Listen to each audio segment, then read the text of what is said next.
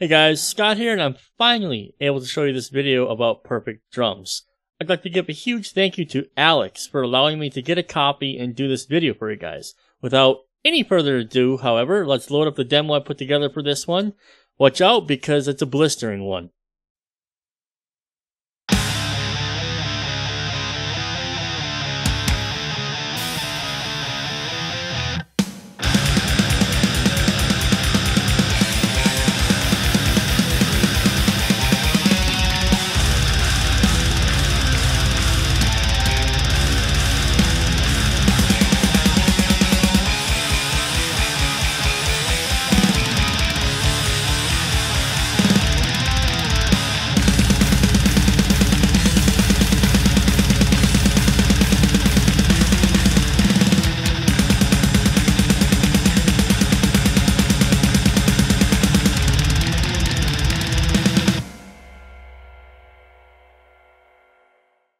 Well, looking at the store page, this is going to be short and sweet because this is one of the few products I've seen where they actually put time and effort into telling you about their product and how it works. I won't read all of this, but all extra, technical details and tons of extra details and whatever you might be curious about, you can find it here on their page. One suggestion, however, for the guy on the website, consider lowering the opacity of the background image, please, with the white text and the image you currently have there now. It's kind of hard to read sometimes. So here we are in Sonar with the demo I played earlier. So the good news for those contact haters out there, this is a completely contact-free product. It's completely self-contained. You don't need contact. You don't need any other third-party program. You buy perfect drums, you get perfect drums. So looking right here on the main drumming page, really, we can start looking at some of the shells. So we have shells from companies like Sonar, Pearl, and DW. For example, on the snares, a lot of these are excellent choices, and really you're going to find a lot of these snares on a lot of pro records, or a lot of the samples are going to be used from snares like this. For toms, we have, again, delicious choices. Nearly every metal record you're hearing these days, or with the samples, has got maple toms, or these Bubinga shells, so awesome choices here. Now, I was actually a bit surprised with the choices of cymbals because myself, as an extreme drummer, I always was partial to Sabian stuff, personally. I never really got into Meinl or the Paiste brands, but I do recognize, they're leading cymbals these days and they're popular.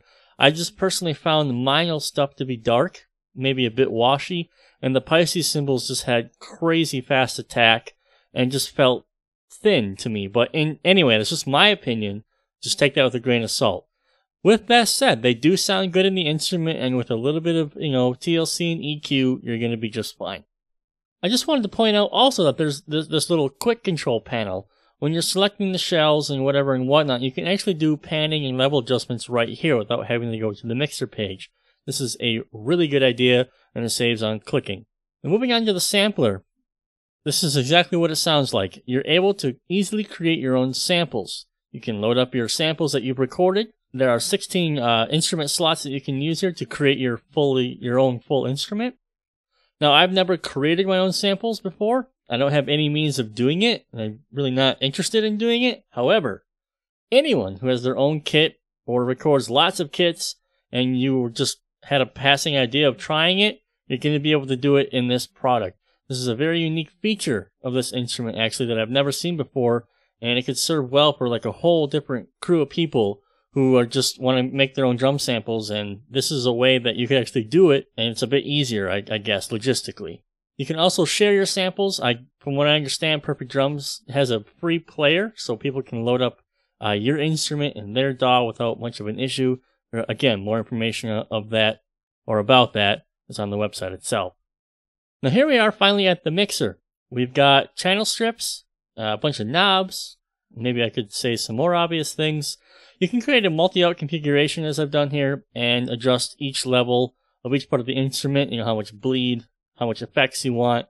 I got to say, really off the bat, this is also a pretty sexy VU meter. Anyway, you move up here, you can dial in all the bleed like I just said, control the amount of FX. I guess I'm just repeating myself now. If you click up here, you can see how each strip is routed and make any changes that you'd like. You can do a traditional, cymbals in the overheads thing, or you can actually route each cymbal to its own different aux channel. You can make your own groups, yada yada yada. It's very customizable and easy to use. For this demo, I went ahead and just treated these drums like, I recorded with a pair of overheads, but really I can't deny that the extra flexibility of being able to route all these cymbals and stuff to their own buses is pretty awesome. Oh yeah, you can switch all the panning at a click of a button as well, from drummer to audience if you want to do that, which you shouldn't because drumming perspective is awesome. Finally, we have this effects knob. In reading about this, this essentially is pretty much what they've done. Their processing with their gear, basically what Naughty Seal did themselves to each part of the kit. It's crucial because if you want to do more of the heavy lifting yourself, you can actually just turn the effects knob off. And from what I understand, it's just, you get almost the natural unprocessed tones. And then obviously if you go the other way and crank the effects, you're pretty much going into a completely compressed, processed territory.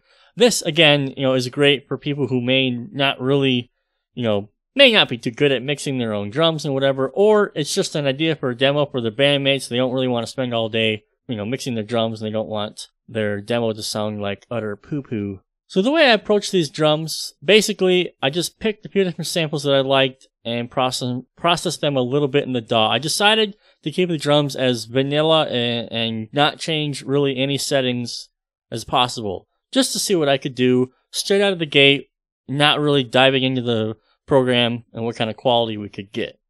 So as I open the console here, ironically the most amount of work I did was on the guitars. Maybe I had a little bit too much whiskey and just started going down the rabbit hole on that one. Who knows? Everything is quite standard otherwise, just a little EQ to shape, a transient designer. And then, I didn't even use the JST clipper because the effects knob in Perfect Drums was already slamming the drums pretty hard. So I just used the transient designer just a wee bit to cut the sustain a little bit and just a little extra bit of snap. For the rooms, I just cut out some of the lows and, guys, really, this is really all I did. Just a touch of EQ, and that's pretty much it. If I had to estimate, I would say that loading up Perfect Drums and writing this track and doing the demo, that the way Perfect Drums came right out of the box, I was about 80% of the way there.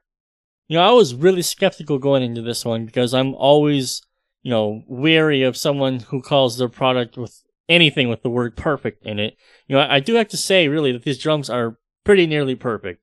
And for what I do, in the metal I create, they really do save a lot of time because, especially with the FX knob, the compression and the snap, a lot of it is already there. I just do the little final extra touch.